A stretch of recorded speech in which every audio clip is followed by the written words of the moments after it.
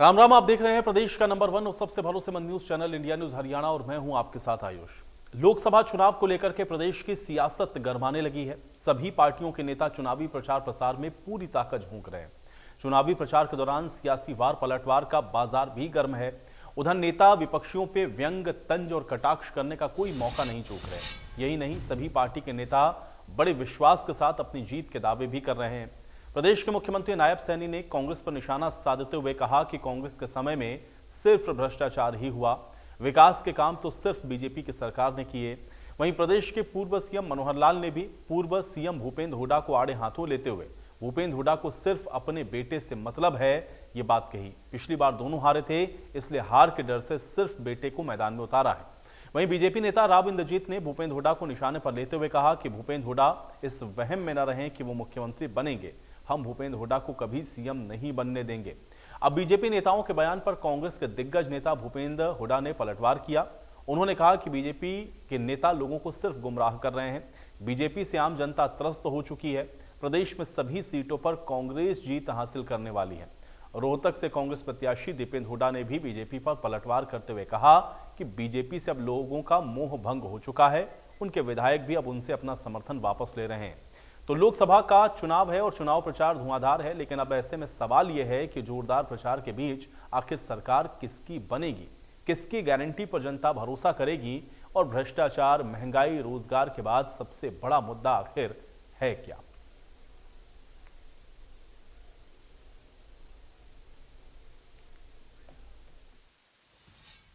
आज हम देखते हैं, चाहे रोड्स की बात कर लीजिए, चाहे भाइयों रेलवे कनेक्टिविटी की बात कर लीजिए, चाहे एयर कनेक्टिविटी की बात कर लीजिए, चाहे देश के अंदर नई यूनिवर्सिटी की बात कर लीजिए, चाहे देश के अंदर मेडिकल कॉलेज की बात कर लीजिए, चाहे देश के अंदर भाइयों नए एम्स की बात कर लीजिए।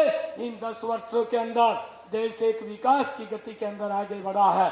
आपकी सरकार में पर्ची भी चलती थी और जो प्रदेश का युवा बोल रहा है, प्रदेश के युवाओं के माँ बाप बोल रहे हैं कि बिना पैसे के नौकरी नहीं लगती थी। ये कांग्रेस के हालात के अंदर, भाइयों शासन के अंदर था। और ये बाप बेटे का जो सिस्टम है वो आप समझ चुके होंगे। इन्होंने कहा कि पिछली बार हम बाप बेटा दोनों लड़ गए थे, लेकिन इस बार दोनों नहीं लड़ेंगे, अकेला मेरा बेटा लड़ेगा। इसके पीछे की कहानी मालूम है क्या है? पिछली बार ये 10 की 10 सीटें हार गए थे। 10 में से 8 का तो कोई इनको गम नहीं है, लेकिन दुख हुआ इनको 2 सीटों का, बाप और बेटे की सीट।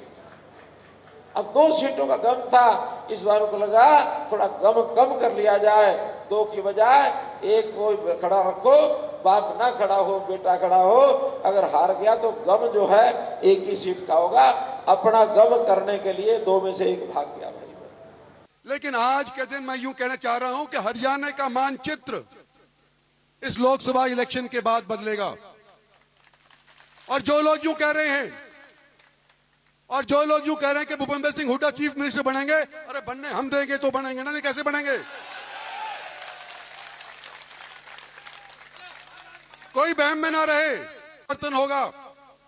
जो लोग आज बड़े बड़े ओहदों के ऊपर बैठे हैं, ये जरूरी नहीं कि आगे भी यही उसी तरह से बैठे रहेंगे, लेकिन हमने पार्टी के अंदर अनुशासन लाना है। और पार्टी के अंदर अनुशासन लाने के मुझे एक आध सहयोगी तो छोड़ो के दो, अकेला नहीं लड़ सकता। मुझे साथी चाहिए, लोकसभा में भी चाहिए, पार्टी में भी चाहिए। इलेक्शन जिताना तुमने जिताना होगा, नरवीर ने, 36 बिरादरी ने, अकेला पार्टी के बस के लिए नहीं है। और मैं आज आपको कहता हूं, आपका अजीज रहा हूं, आपका हमसफर रहा हूं, आपका साथी रहूंगा। आने वाले समय के अंदर मुझे एक सहयोगी दो, धर्मवीर को जिता करके भेजो। तुम अल्पमत में है, नैतिकता तो यही कहती है इस्तीफा देके, और गवर्नर साहब को हमने ज्ञापन दिया है असेंबली डिसॉल्व करके चुनाव कराने चाहिए। वास्तविक स्थिति यह है, व्हिप जारी होगा, सेशन बुलाएंगे, पता लग जाएगा है कि नहीं है, क्योंकि कुछ फॉर सेल है वहाँ। हमने हॉर्स ट्रेडिंग रोकने के लिए कहा है कि हॉर्स ट्रेडिंग शुरू होगी। 3 विधायक बनाने से मिल रहे हैं, तो बड़ा ये हॉर्स ट्रेडिंग का एक संकेत है। और हम हॉर्स ट्रेडिंग नहीं चाहते, इस वास्ते हम रजत मुश्ताफा नहीं मांग रहे हैं। उम्र तो वो कर रहे हैं, अपनी अचीवमेंट नहीं बता रहे 10 साल में क्या किया। हरियाणा नंबर 1 था प्रति व्यक्ति आय में, प्रति व्यक्ति निवेश में, नौकरी देने में, कानून व्यवस्था में, खेल खिलाड़ी में आज कृषि में नंबर 1, बेरोजगारी में नंबर 1 है, महंगाई में, अपराध में इतना बढ़ गया, जो देख रहे हैं। कोई अचीवमेंट है नहीं, बस एक ही बात कहने आते हैं। आज अल्पमत में सरकार, 42 विधायकों की सरकार, क्योंकि एक एक करके विधायकों ने अपना समर्थन वापस लेकर कांग्रेस पार्टी को समर्थन देने का काम किया, आपने देखा हो। क्योंकि आज पूरे प्रदेश में इनके प्रति ऐसी नाराजगी बनी, सबसे पहले इनको अपना मुख्यमंत्री बदलना पड़ा, फिर इनको अपने उप मुख्यमंत्री की छुट्टी करनी पड़ी, लेकिन फिर भी इनके विधायक, परसों भी 3 विधायक बीजेपी से वापस समर्थन लेकर कांग्रेस को समर्थन 3 विधायकों ने दिया, जिसमें से 2 करनाल के विधायक जहाँ से खट्टर साहब चुनाव लड़े। आप अंदाजा लगा सकते हैं क्या स्थिति आज पूरे प्रदेश में, क्या स्थिति इस बीजेपी पार्टी की होने जा रही है। तो चलिए, सभी के बयानों को आपने सुन लिया। आज की चर्चा में आगे बढ़ें उससे पहले आज इंडिया न्यूज हरियाणा के कुछ अहम सवाल हैं, उस पर एक नजर डालते हैं, उसके बाद आज की चर्चा की शुरुआत करेंगे। अब इंडिया न्यूज का सवाल पहला यह है कि जोरदार प्रचार है, लेकिन सरकार किसकी बनेगी, ये सबसे अहम है। सरकार और किसकी गारंटी पर जनता को भरोसा है। भ्रष्टाचार, महंगाई और रोजगार, क्या सबसे बड़ा मुद्दा यह है? तो ये अहम सवाल है, आज इसी पर चर्चा करते हैं। क्योंकि आप देख रहे हैं कि जिस तरह से चुनाव प्रचार प्रसार तेज हो रहा है, उस तरह से लगातार आरोप प्रत्यारोप का भी जो दौर है वो तेज होता हुआ नजर आ रहा है। लेकिन इन आरोप प्रत्यारोप के बीच में आखिर जनता किन मुद्दों पर वोट करने वाली है, इसको थोड़ा समझते हैं। कुछ मेहमान हमारे साथ जुड़ गए, पहले उनका परिचय आपके साथ करवा देते हैं। डॉक्टर पंकज बेनीवाल जी हमारे साथ जुड़े हुए हैं, भारतीय जनता पार्टी के प्रवक्ता हैं। पंकज बेनीवाल जी, स्वागत है आपका चर्चा में। रविंद्र ढुल जी हमारे साथ जुड़े हुए हैं, कांग्रेस पार्टी के प्रवक्ता हैं। रविंद्र ढुल जी, आपका भी स्वागत है। मेघराज यादव हमारे साथ जुड़े हुए हैं, जननायक जनता पार्टी के प्रवक्ता हैं। मेघराज यादव जी, आपका भी स्वागत। और रजत पंजेटा जी हमारे साथ जुड़े हुए हैं, इंडियन नेशनल लोकदल के प्रवक्ता हैं। रजत पंजेटा जी, आपका भी स्वागत है। पंकज बेनीवाल जी, आपसे चर्चा की शुरुआत करते हैं। चूंकि लगातार हम लोग देख रहे हैं, एक तो आप लोग 10 सीटों को जीतने का दावा कर रहे हैं, दूसरी तरफ लगातार आप लोग ये भी कह रहे हैं कि भाई कांग्रेस पार्टी के ऊपर जनता को कोई भरोसा नहीं है, उनका जो हाल 2019 में था वही होगा। लेकिन उनका यह कहना है कि आप लोग लगातार 2 बार 2 टेन्योर आप लोग को जनता ने दे दिए और जो वायदे आप लोग करके आए उसको आप पूरा नहीं कर पाए, इसलिए जनता ने परिवर्तन का मन बना लिया है, कांग्रेस की लहर चल रही है। इस बात को भूपेंद्र हुड्डा बार बार कह रहे हैं, कैसे इसको देखा जाए? पंकज बेनीवाल जी। नमस्कार आयुष भाई, आपको, आपके सभी पैनलिस्ट को और सभी दर्शकों को मेरा नमस्कार। भारतीय जनता पार्टी 2019 के जैसे ही हरियाणा में क्लीन स्वीप करेगी, इसमें कोई दो राय नहीं है। ये हमारे नायब सैनी जी मुख्यमंत्री हैं, वो कह चुके हैं बार बार, सुभाष बराला जी भी कह चुके हैं बार बार, और मनोहर लाल खट्टर जी हमारे पूर्व मुख्यमंत्री भी कह चुके हैं। इसमें कोई शक की गुंजाइश नहीं है कि भारतीय जनता पार्टी 10 की 10 सीटों पर फिर से कमल खिलाने में कामयाब है। क्योंकि जो भूपेंद्र सिंह हुड्डा या कांग्रेस आरोप लगाने की कोशिश कर रहे हैं, उन्हें यह नहीं पता कि काम कितने हुए हैं और जनता बार बार काम पर वोट दे रही है। 2014 के बाद 2014 का जो कार्यकाल देखा, किस तरीके से मोदी सरकार ने या भारतीय जनता पार्टी की सरकार ने पूरे देश में काम को ही आगे रखकर, देश को आगे रखकर काम किया है। और 2019 में वो मैंडेट जो हरियाणा की जनता ने दिया, वो उसका सबूत था कि 2014 से लेकर 2019 तक का जो 5 साल का कार्यकाल था, वो किस तरीके से बेहतरीन तरीके से देश को, भारत देश को आगे ले जाने के लिए, भारत देश की अस्मिता को बढ़ाने के लिए, सुरक्षा की अगर बात करें कि सीमाओं पर कैसे सुरक्षा को बढ़ाया गया है, किस तरीके से आतंकवाद पर जीरो टॉलरेंस की नीति आज देश में आई है, तो भारतीय जनता पार्टी के रूप में आई है, तो उस पर मोहर लगाई 2019 में। और 2024 आते आते अब जनता समझ चुकी है कि देश में एकमात्र पार्टी ऐसी है जो देश हित की बातें करती है, वो एक परिवार की बातें नहीं करती, एक परिवार के इर्द गिर्द घूमने की बातें नहीं करती। बेनीवाल जी, उस पर कांग्रेस का यह भी कहना है कि भाई चलिए, देश की बात तो आप कर रहे हैं, भरोसे की बात की आपने, कहा 2024 आते आते जनता का भरोसा बढ़ रहा है आपके ऊपर, लेकिन जो विधायक आपको समर्थन दे रहे थे वो तो आपसे अब खिसक रहे हैं, वो कांग्रेस पार्टी को समर्थन कर रहे हैं। वो ये कह रहे हैं कि आपके पास पूरी संख्या तक है नहीं, और आप ये कहते हैं कि आप 10 की 10 सीटों को जीत जाएंगे। तो उनका यही कहना है कि अब वो भरोसा नहीं रहा, जनता तो छोड़िए, विधायक जो समर्थन कर रहे थे वो आपको भरोसा नहीं दे पा रहे हैं। आयुष भाई, अगर कांग्रेस के पास 30 के 30 एमएलए हैं, जिसका राज्यपाल जी ने भी ब्यौरा दिया है कि भाई एक का सिग्नेचर करके नहीं, 30 के 30 लोगों के सिग्नेचर करके मेरे पास एक ड्राफ्ट लेकर के आओ, जब जाकर के मैं कुछ सोचूंगा, विचार करूंगा कि आप लोगों के पास भी पूरी संख्या बल है, तो मैं तो चैलेंज करता हूं कांग्रेस को कि कांग्रेस अपने 30 लोगों के साइन करा करके राज्यपाल के पास पहुंचे। जेजेपी वाले अपने 10 लोगों के साइन करा करके उसके पास, राज्यपाल जी के पास पहुंचे, क्यों नहीं पहुंचते ये लोग?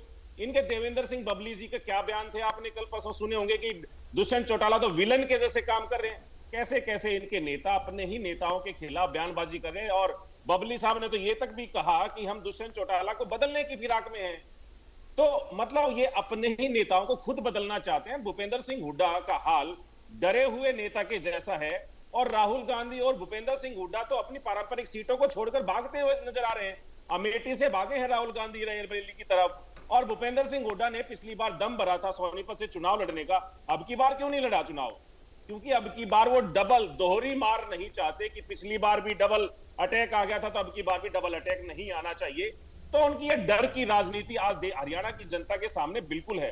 बार बार काम की अगर ये जिक्र करते हैं तो मैं इनको बताऊंगा कि एमबीबीएस की सीटें जो छोड़ के गए थे वो थी 2014 में 51,348, जो कि अगले 2 साल में हमने 1,09,000 कर दी, डबल से भी ज्यादा कर दी। जो मेडिकल कॉलेज ये 2014 में 387 छोड़ के गए थे, आज उनकी संख्या बढ़कर 706 हो गई है। जो एयरपोर्ट ये 74 छोड़ के गए थे, 149 है, 1,000 नए एरोप्लेन का ऑर्डर दिया गया है। जो 2014 में फिर वो ये भी कहते हैं कि वो जो बेरोजगारी की जो दर थी उसको आप लोगों ने बढ़ा दिया। वो ये कहते हैं महंगाई की जो दर थी उसको आप लोगों ने बढ़ा दिया। हरियाणा की स्पेसिफिक बात करते हैं कि हर क्षेत्र में नंबर 1 होता था, उसमें आप उसको निचले पायदान पर लेकर के चले गए। इसका क्या जवाब है? क्योंकि प्रदेश की जनता तो वोट इन्हीं आधार पर करेगी। आयुष भाई, आप मेरी बस 2 मिनट बातें सुनते चले जाना, आपको समझ में आ जाएगा कि किस तरह की काम की राजनीति भारतीय जनता पार्टी ने की है, और इनका मुंह भी बंद हो जाएगा जो भूपेंद्र सिंह हुड्डा बार बार अनगढ़ बयान आज मीडिया में बने रहने के लिए दे रहे हैं। ये लोग 2014 में 723 यूनिवर्सिटी छोड़ के गए थे, आज 2024 आते आते 1,113 यूनिवर्सिटी बना दी हैं। उनमें टीचर्स भी आए होंगे, टीचिंग स्टाफ भी आया होगा, नॉन टीचिंग स्टाफ भी आया होगा। मेडिकल कॉलेज जो हमने डबल कर दिया उनमें डॉक्टर्स भी आए होंगे, उनको प्रोफेसर भी आए होंगे, नॉन टीचिंग स्टाफ भी आया होगा। तो सारी चीजें हम करते जा रहे हैं। 1,000 जन औषधि केंद्र खोले हमने पूरे देश के अंदर, जहां पर दवाइयां 20-80% तक डिस्काउंट पर मिलती हैं। रोड की अगर हम बात करें तो ये लोग 2014 तक सिर्फ 18,000 किलोमीटर के रोड बनाए थे पूरे देश के अंदर, आज उन रोडों की संख्या 46,000 किलोमीटर के रोड बन गए। कहां 18,000 इनके 6 दशकों का काम, और कहां हमारा 10 साल में हम 46,000 किलोमीटर तक लेकर चले गए। फास्ट टैग जब से आया है तब से 70,000 करोड़ का पैसा बचा है देश का, लाइन नहीं लगती है वहां। ठीक है, एक बेसिक सवाल, उसके बाद मैं ढुल साहब पर रुक करूंगा। उनका कहना यह है कि भाई 10 अगर सीटें जिता करके जनता ने आपको भेजा तो वो केंद्र के लिहाज से अगर हम लोग समझना चाहें तो प्रदेश को क्या मिला? प्रदेश में आज आप कनेक्टिविटी की आप बात करें, हमारा कोई भी जिला ऐसा नहीं है जिसमें नेशनल हाईवे ना हो, जो कि पहले नहीं होता था। कांग्रेस के टाइम पर केएमपी आया था जो कि कॉमनवेल्थ गेम में बन जाना चाहिए था, लेकिन इन्होंने तो उसका रेत भी बेचा, रेत का पैसा भी खाया है। वो कब बना है? आने के बाद, जब नरेंद्र मोदी जी की सरकार आ गई, जब केएमपी कुंडली मानेसर हाईवे पूरे हरियाणा को मिला। किसकी सौगात है? नरेंद्र मोदी की सौगात है, भारतीय जनता पार्टी की देन है कि उसने ईमानदारी के साथ काम किया है। आज रेल ऑर्बिटल कॉरिडोर बन रहा है केएमपी स्टार्टअप में, किसकी देन है? भारतीय जनता पार्टी की देन है। आज अगर कनेक्टिविटी में एक चलिए, बहुत सारी बातें आप गिनवा रहे हैं, मैं दोबारा आपका पास आऊंगा। मैं रविंद्र ढुल जी का रुख कर लेता हूं। रविंद्र जी, एक आरोप बार बार लग रहा है इस चुनावों में कि भूपेंद्र हुड्डा सिर्फ रोहतक तक या उस सीट पर आकर के फोकस्ड हो गए, क्योंकि उनका उद्देश्य मात्र यह रह गया है कि किसी तरह से रोहतक की सीट को जीतना है। बाकी 9 सीटों पर किसी भी तरीके की कोई तैयारी नहीं है, और इसलिए इसी को लेकर के लगातार अटैक किया जा रहा है। कैसे देखें इसको रविंद्र ढुल जी? तैयारी नहीं होती तो इस प्रकार के जो है इनपुट्स नहीं आते हरियाणा के अंदर, कि जिस कांग्रेस को ये कह रहे थे कि पहले 10-0 से भारतीय जनता पार्टी जीतने का काम करेगी। अब हालांकि कह तो ये अभी भी रहे हैं, लेकिन आप मीडिया के माध्यम से जनता की आवाज को यदि सुने तो आज के दिन में कांग्रेस जो है अपर हैंड है बहुत ज्यादा भारतीय जनता पार्टी से। इवन हरियाणा की बात करें, अगर तैयारी नहीं की होती तो ऐसा नहीं होता। इसका कारण यही है कि हमारी तैयारी बहुत ज्यादा पुख्ता थी। जब ब्लॉक लेवल के ऊपर बहुत नीचे तक हमारा संगठन लगातार जो है ब्लॉक लेवल एजेंट्स का हमारा भी लेकर लगातार चल रहा था, तो वो अभी भी काम कर रहा है। उसके अलावा जो है हमारे जितने भी नेतागण हैं वो पूरी तरह से संगठित है। इन्होंने कितना एक प्रचार करने का प्रयास किया कि भी भारतीय जनता पार्टी जो है कोई की भी कांग्रेस के अंदर फूट है। आज के दिन में यदि हरियाणा के अंदर फूट दिखती है तो भारतीय जनता पार्टी के अंदर दिखती है। ये रोहतक के अंदर बात करें, रोहतक के अंदर जो है इनके रोहतक के अंदर सबसे बड़े नेता मनीष ग्रोवर को कभी इन्होंने अरविंद शर्मा जी की स्टेज के ऊपर देखा हो तो वो फोटो मुझे व्हाट्सएप करने का काम करे, यहाँ पर जो है दिखाने का काम करे।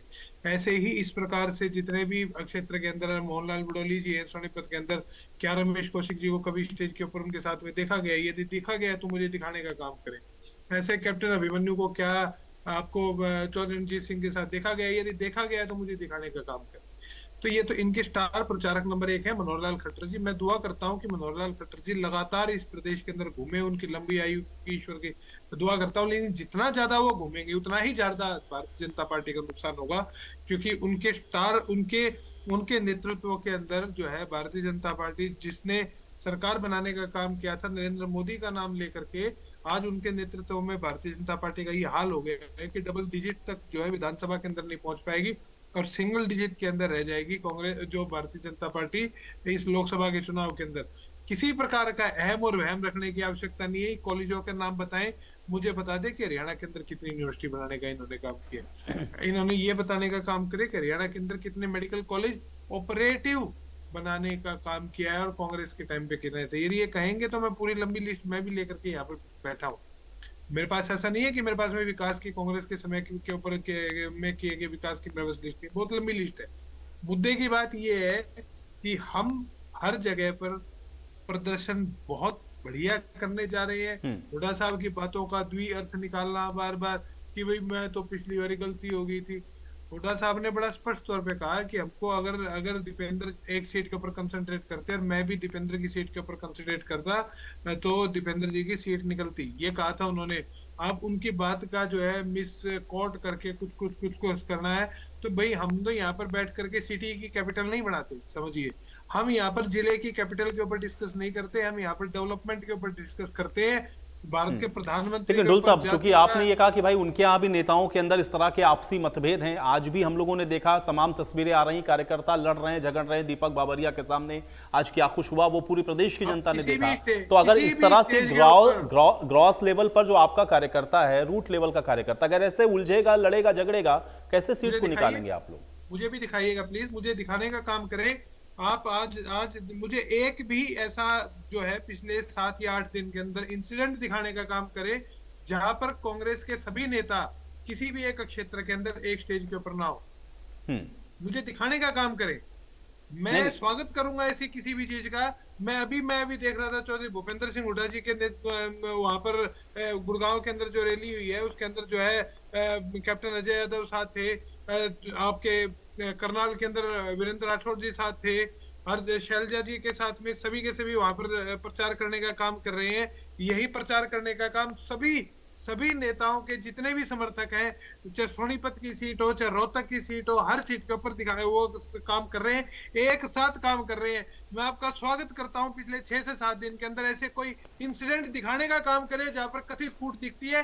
और मैं आपको कार्यकर्ता क्यों लड़ झगड़ रहे हैं, मैं तो ये पूछ रहा हूँ। और आप अगर कह रहे हैं कि पिछले 6 से 7 दिन का इंसिडेंस मुझे दिखाइए, तो इसका मतलब मान रहे हैं ना 7 दिन पहले तक नहीं थी। दिखाइए ना, मैं 6 से 7 दिन के भारतीय जनता पार्टी इंसिडेंट दिखा रहा हूं, आप उसके ऊपर क्यों नहीं कन्फेस कर रहे हैं? अरे मैं कहां कह रहा हूं, मैं तो कह रहा हूं आप उनकी बात बता रहे हैं, तो आपकी भी बात तो होगी भाई। आप नहीं कह रहे तो जनता कह रही है, जनता नहीं कह रही है तो भाजपा कह रही है। आप सारी बात को मान लेते हैं। मुझे बताइए क्या ये फैक्ट है या नहीं है? जो इंसिडेंट मुझे बताइए कि अच्छा, दीपक बाबरिया के सामने कार्यकर्ता भिड़े कि नहीं भिड़े, बताइए। कब देखा गया था, आखिरी बार कब देखा गया था? भाजपा के प्रवक्ता से पूछने का काम करें। दीपक बाबरिया के सामने आपके कार्यकर्ता भिड़े कि नहीं भिड़े? अरे भाई, भाजपा के कार्यकर्ता से तो आप पूछ ही रहे हैं ना भाई। मैं कहां कह रहा हूं कि वो नहीं लड़ झगड़ रहे हैं, आपकी बात तो आपसे ना पूछूं, मैं आपसे ना पूछूं कि आपके कार्यकर्ता क्यों लड़ झगड़ रहे हैं। अरे कहां लड़ रहे दिखाइए ना, मैं वही तो दिखाना चाह रहा हूं। मैं कह रहा हूं कि उसको डिस्प्ले करिए पब्लिक में, दिक्कत क्या है उसमें? अच्छा, आपने नहीं देखा आज आपके कार्यकर्ता दीपक बाबरिया के सामने लड़ रहे थे? अरे आज के दिखाइए ना मुझे। ठीक है, मैं क्लिप दिखा देता हूं, तो आप देख करके मान लेंगे ना कि लड़ रहे हैं।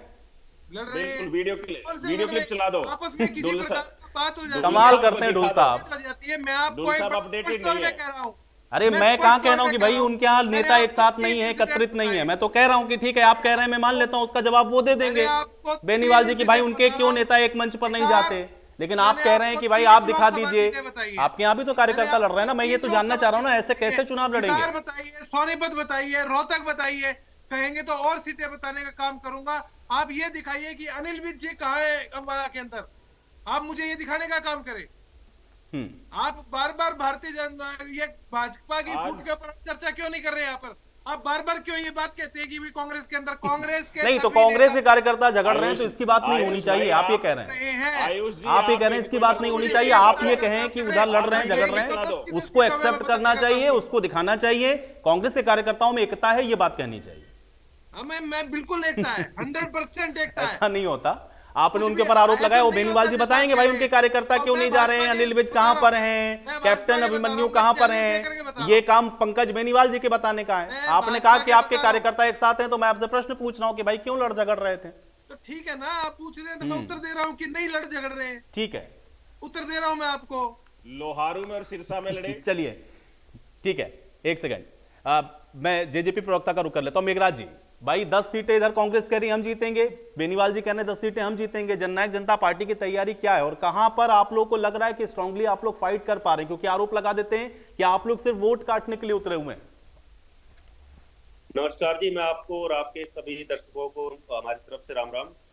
जहां तक मैं अभी सुन रहा था सभी प्रवक्ताओं को, और जैसा कि आप देख रहे हैं हरियाणा में जो करंट सिचुएशन है उसके अकॉर्डिंग एक बहुत बड़ा गैप बन चुका है। चाहे आप विधानसभा की आज आप बात कीजिए, आज विधानसभा के अंदर भी अल्पमत में सरकार है, जिसको सरकार मानने को तैयार नहीं है।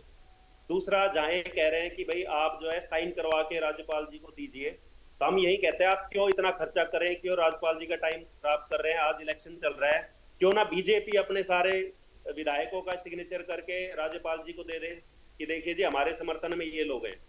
इतना सब कुछ किसी को करने की जरूरत नहीं पड़ेगी, ना आपको इस चैनल पे आके इतनी डिबेट करने की जरूरत पड़ेगी।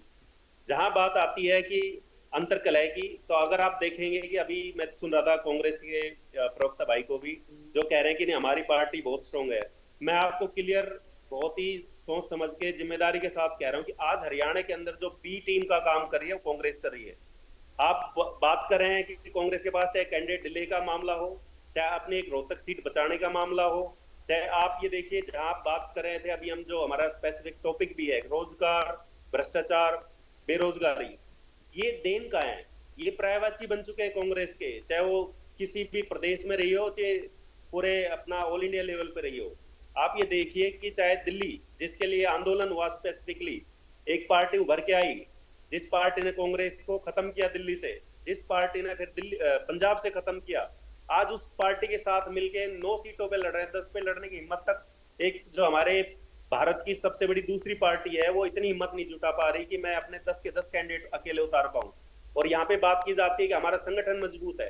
किस संगठन की बात कर रहे हैं आप? पिछले 10 साल से देखिए इस पार्टी के अंदर किसी भी लेवल पे कोई संगठनात्मक नियुक्ति नहीं करी गई। कार्यकर्ता इधर उधर घूम रहे हैं, किसानों का झंडा उठाकर सिर्फ और सिर्फ विद्रोह की बात कर रहे हो। एक देखिए, एक विरोध होता है, एक विद्रोह होता है। हम समझ सकते हैं कि किसान विरोध कर सकते हैं, विद्रोह किसान नहीं करता है। आज कांग्रेस का एक एक कार्यकर्ता, क्योंकि वो भटक चुका है, उसे पता है कि हमारे नहीं ठीक है, लेकिन मेघराज जी क्या आपके पार्टी के नेता, आपके कार्यकर्ता, आपके 10 के 10 विधायक आपके साथ हैं? आपको भी तो लोग छोड़ छोड़ करके रोज जा रहे हैं। रोजाना जननायक जनता पार्टी को छोड़ने का सिलसिला जारी है। जिस पार्टी को बने ही हुए अभी 4 साढ़े 4 साल हुए, उसको लोग छोड़ छोड़ करके जा रहे हैं। आप उनकी बात क्या कर रहे हैं? आप अपनी पार्टी को किस तरह से देख रहे हैं और कैसे चुनाव लड़ेंगे अगर आपके साथ के लोग ही आपको छोड़ के चले जाएंगे? हमारी पार्टी एकजुट है और हमारे शीर्ष नेतृत्व ने, हमारे भाई दुष्यंत चौटाला जी ने भी क्लियर, ये कितनी बार आप मीडिया साथियों को भी हर जगह, और राज्यपाल जी को पहले अगर लेटर किसी पार्टी की तरफ से गया था वो भी जेजेपी की तरफ से गया था, और बहुत एक एक जो पार्टी के विधायकों से, पार्टी कार्यकर्ताओं से सबसे डिस्कशन करने के बाद गया था। और जिम्मेवारी के साथ कह रहे हैं कि जिस दिन जरूरत पड़ेगी फ्लोर टेस्ट की, जेजेपी पार्टी का एक एक कार्यकर्ता, एक एक विधायक पूरी मजबूती के साथ विपक्ष का काम करेगा। हम चाहे पक्ष में हो चाहे विपक्ष में हो, जेजेपी एक युवा 10 विधायक हैं आपके पास मेघराज जी, आगे बढ़ रही है। 10 विधायक हैं आपके पास, आपके पार्टी के कैंडिडेट को सपोर्ट कर नहीं रहे, वो बीजेपी को सपोर्ट करने की बात कर देते हैं। विधायक है और आपकी पार्टी के शीर्ष नेतृत्व को किस किस तरह की बातों को वो कह रहे हैं और आप कह रहे हैं कि 10 के 10 आपके साथ एकजुट हैं। बिल्कुल एक साथ एकजुट है। जिस दिन जरूरत पड़ेगी, अगर कांग्रेस अपना धर्म नहीं तो कब जरूरत पड़ेगी? जरूरत तो पड़ रही है ना, वही तो कह रहे। भूपेंद्र हुड्डा ने कहा तो कि भाई पहले आप अगुवाई करिए, आप ये दिखाइए और आप लिख करके दे दीजिए भूपेंद्र हुड्डा को कि ये 10 विधायक हैं हमारे साथ, ये इनके सिग्नेचर हैं, सरकार गिर जाएगी। ये तो बात भूपेंद्र हुड्डा पहले ही कह चुके हैं। नेता प्रतिपक्ष कौन है? नेता प्रतिपक्ष कौन है? उसकी क्या जिम्मेवारियां हैं? जहां तक लिखने का है, जेजेपी पार्टी वो है जिसने सबसे पहले राज्यपाल जी के पास जाके अपना लेटर भेजा है कि हमारी पार्टी पूरी तरह से जो है इसके अगेंस्ट है, कांग्रेस बीजेपी के पास पूरा बहुमत नहीं है और फ्लोर टेस्ट करवाया जाए। और हमने हुड्डा जी से भी बिल्कुल क्लियर बोला है कि आप आगे बढ़िए, आपको पूरी पार्टी का पूरा सपोर्ट मिलेगा। ठीक है पंजेटा जी, सब 10-10 सीटें जीत रहे हैं, क्या इंडियन नेशनल लोकदल भी 10 सीटों को जीतने वाली है? 10 सीटों पे बहुत कड़ी टक्कर देंगे और 4 सीटों पर तो जीतने की स्थिति में एनएलडी है, इसका मैं आपको आज दावा कर सकता हूँ। और हिसार की सीट है, सिरसा की सीट है, कुरुक्षेत्र की सीट है और गुड़गांव की जो सीट है उसमें सीधी आज यही बात है कि अगर मोदी को कोई हरा सकता है तो इंडियन नेशनल लोकदल पार्टी है, जो इंडियन नेशनल लोकदल पार्टी। और जो आपने बात की कि किसकी जो गारंटी पर जनता भरोसा करती है, तो अभय सिंह चौटाला जी जुबान के धनी है, जो कहते हैं वो करते हैं। और जो उनका कंडक्ट रहा है, केवल कोरोना काल से ही जनता ने देखना शुरू कर दिया था कि किस तरीके के नेता, सभी के लिए था वो, तो सभी को जनता देख रही थी। लेकिन कोरोना काल में बिना डरे, जब किसानों के मंडियों में फसल नहीं बिक रही थी, तो सीधा के सीधा अभय सिंह चौटाला पहुंच गए थे मंडियों के अंदर जहां किसानों के साथ अनदेखी हो रही थी। और जब किसान आंदोलन हुआ उसमें अच्छी तरह सबने देखा कि किसका कैसा रोल रहा है। केवल इस्तीफा देने तक नहीं, 3 तो हमने ट्रैक्टर रैलियां निकाली हैं सिरसा से लेके दिल्ली तक, और यहाँ हमने शंभू बॉर्डर से सिंगू बॉर्डर तक, उसके बाद एक हमने रैली निकाली थी कालका से लेकर जो अर्जुन चौटाला ने निकाली थी कि यूथ की वहां से वो भी सिंघू बॉर्डर तक। और उसके बाद जब वहां पे किसान तंग हो रहे थे तो उनके लिए 2 जगह हॉस्पिटल की व्यवस्था, 2 बॉर्डर के ऊपर हॉस्पिटल की व्यवस्था बनवाने का काम किया। जब मच्छरों से किसान तंग हो रहे थे तो मच्छरदानियां पहुंचाने की काम किया। जब वहां पर पानी की समस्या हो रही थी तो पीने के पानी के लिए वाटर कूलर्स का इंतजाम किया और साथ में पीने पानी जो अगर बॉटल्स में भी है तो उसका इंतजाम किया। या कोई भी मतलब वो डटे रहे इंडियन नेशनल लोकदल के कार्यकर्ता, पंखे हो कुछ भी हो, तो वहां पे शौचालय हो, तो बहुत सी वहां समस्याएं थी।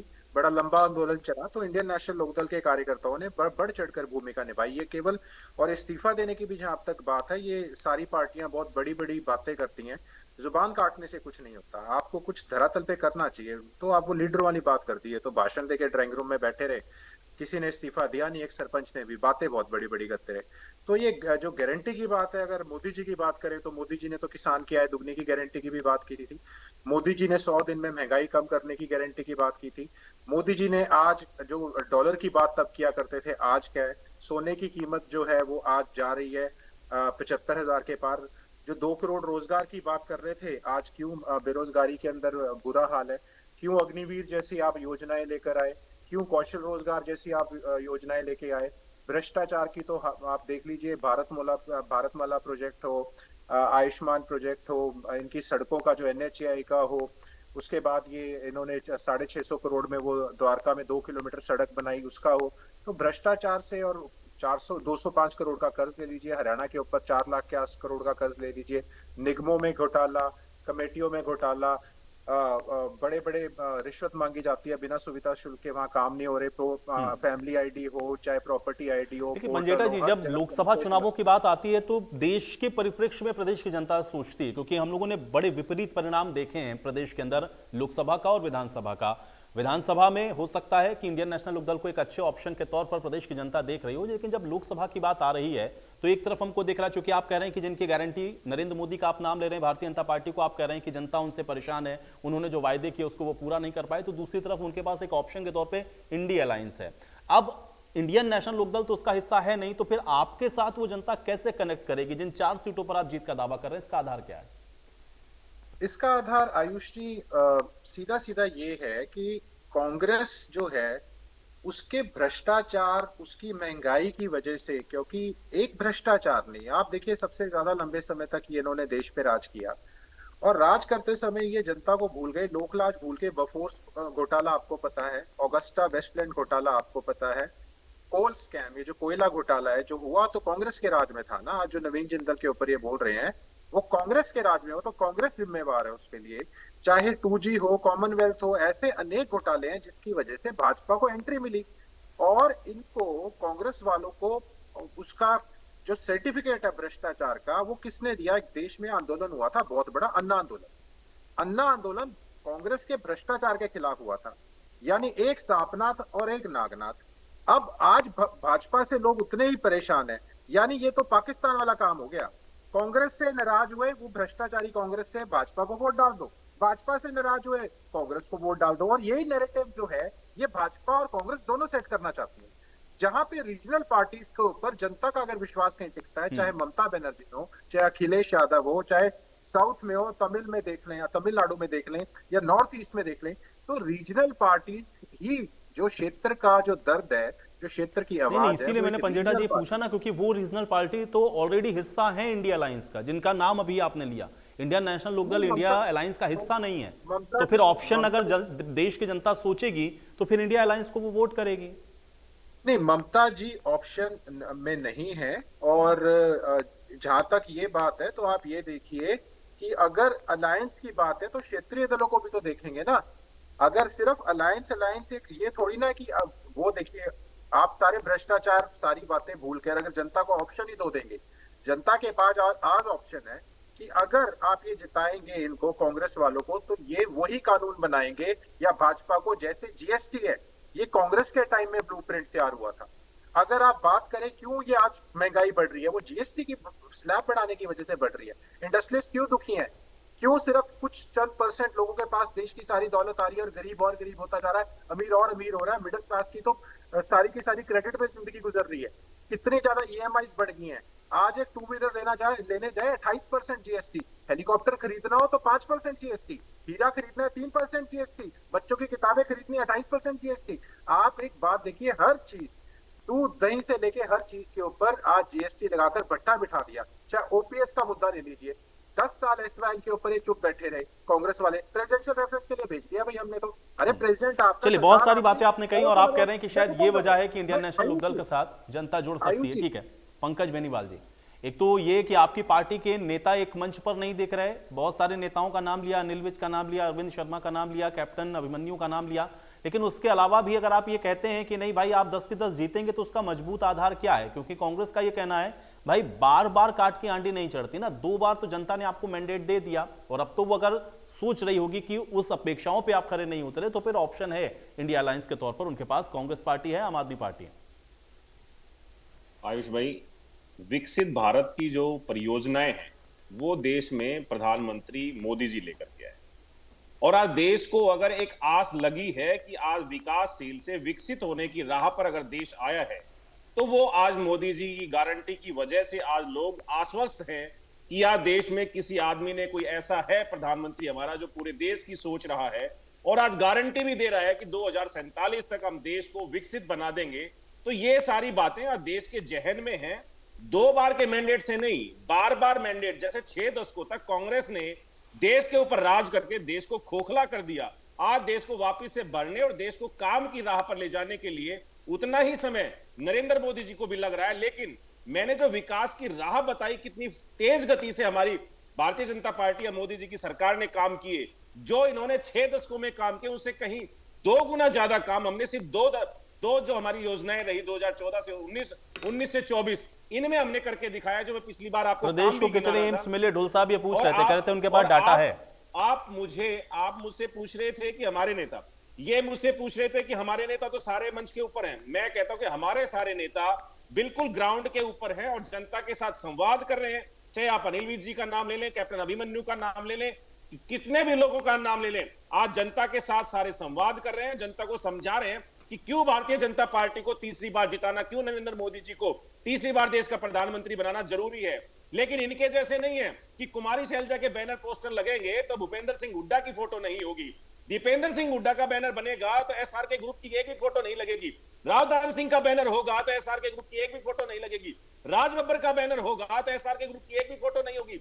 सारी की सारी लोहारू में इनके कार्यकर्ता लड़ रहे हैं, सिरसा में इनके कार्यकर्ता लड़ रहे हैं। और आज का ताजा उदाहरण आपके टीवी पे चैनल पे हमने देखा है, मैंने भी दिन में देख लिया था कि बावरिया के सामने कैसे जूते चप्पल इनके कार्यकर्ता चला रहे हैं और ये बैठ के यहाँ पे बात कर रहे हैं कि क्योंकि ढुल साहब अपडेट तो है नहीं, अपडेशन अगर होती कि मेरी पार्टी के कार्यकर्ता कर क्या रहे हैं और मेरे प्रदेश के प्रभारी के सामने क्या कर रहे हैं। चलिए ठीक है, तो उसका इनको जवाब समझ ढोल में साहब आ देंगे, जाता। लेकिन मैं ये जानना चाह रहा हूं कि उनका एक 10 प्रश्न ये भी साल था, से- जब आप विकास की बात कर रहे हैं, आपने कहा कि 10 आपने साल से मैं एम्स विकास की की- संख्या मैं डबल विकास कर दी, तो आपको भाई बता दूं। हरियाणा प्रदेश को मैं- कितने एम्स दे मैं- दिए?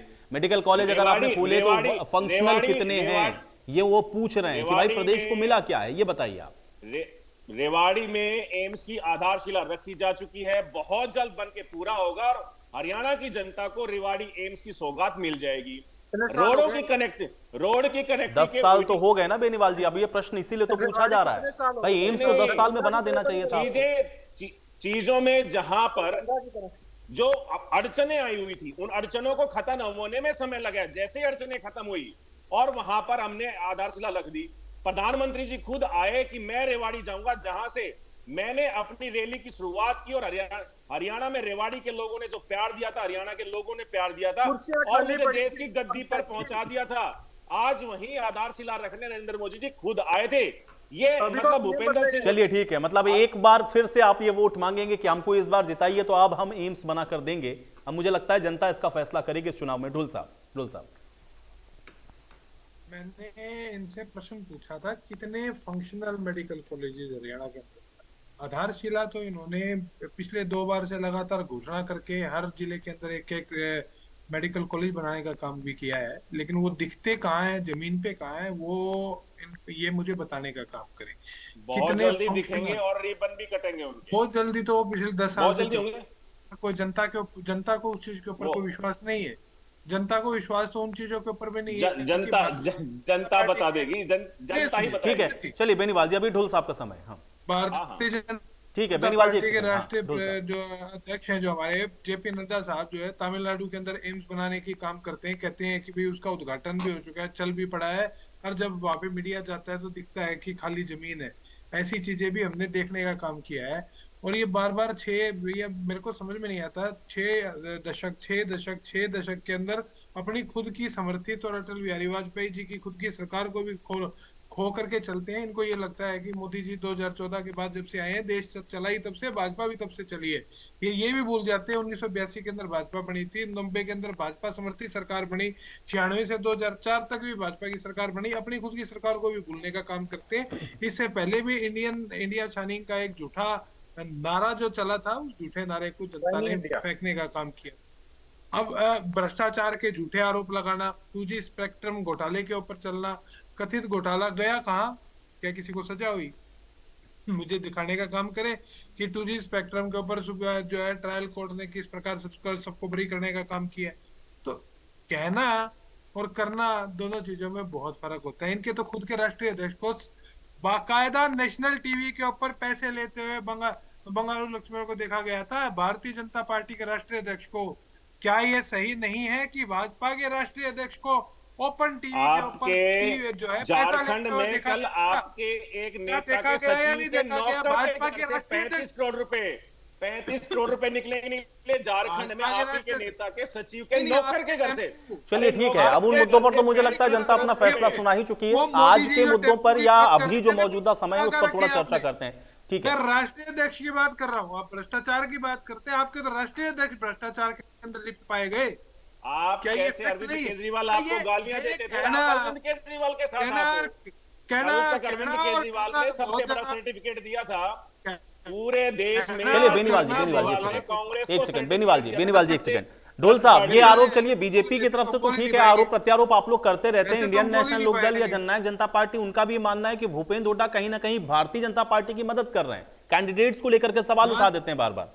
ढोल साहब, मैं ये कह रहा हूँ कि जननायक जनता पार्टी किसकी मदद कर रही है, किसकी मदद करके अब की बार जो है जो जमुना पार का नारा देकर के किसकी मदद करके किसकी सरकार चलाने का काम किया है, ये इस प्रदेश ने देखा। यही कारण है कि जननायक जनता पार्टी के वो जो भाजपा के सर्वोच्च नेता है हमारे मनोहर लाल खट्टर जी, बड़ी अच्छी स्टेटमेंट दी, मुझे बड़ी पसंद आई कि भाई जेजेपी का तो ये हाल है शोले पिक्चर के सारणी की तरह से, आधे इधर जाओ आधे उधर जाओ और बाकी मेरे पीछे आओ।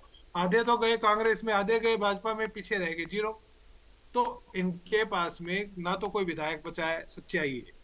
फैक्ट ये है कि इनके पास ना कोई विधायक बचा है। इनके जो है दुष्यंत जी और उनकी माता जी को छोड़ करके और 1-2 और विधायक इनके साथ में है, तो 6-7 विधायक तो बिल्कुल ओपन इनके खिलाफ हो चुके हैं। ये कहने की जरूरत नहीं है। अभी पीछे एलडीओ के अंदर इनके जेजेपी के 3 विधायक जो है मनोहर लाल खट्टर जी के साथ में जो है गुफ्तगू करते हुए दिखे। रामकरण काला जी के सुपुत्र कांग्रेस में आ चुके हैं, ईश्वर सिंह जी के सुपुत्र आ चुके हैं। रामकरण काला जी जो है जीत गए थे चौधरी भूपेंद्र सिंह हुड्डा जी के कार्यक्रम के अंदर। ये चीजें जो है जेजेपी को भी जो है अपने अंदर मेघराज जी जवाब दीजिए, चाहिए। मेघराज जी जवाब बात दीजिए, करने का मेघराज जी जवाब दीजिए। हाँ जी, मैं ये कहना चाहूंगा कि जैसे अभी कांग्रेस से प्रवक्ता भाई ने बोला कि हमारे काफी विधायकों के नाम लिए और उनके पुत्र जो है वो दूसरी पार्टियों में जा चुके हैं, पुत्र जा चुके हैं विधायक जेजेपी में। किसी का कोई अभी तक कोई भी हमारे पास ऑफिशियली रेजिग्नेशन नहीं आया है, पहली चीज। दूसरा, जैसे अभी भाई साहब ने बताया कि अगर आप कांग्रेस का देखें, कांग्रेस में क्या हो रहा है, क्या कांग्रेस के सारे विधायक साथ हैं? क्या कांग्रेस के आज शीर्ष नेतृत्व जिसके नाम से आज हरियाणा के अंदर, अगर आपने देखा होगा, कांग्रेस सिर्फ एक नाम पे टिकी हुई है, भूपेंद्र सिंह हुड्डा जी के नाम पे, वो है तो कांग्रेस है, नहीं तो कांग्रेस है ही नहीं, पहली चीज।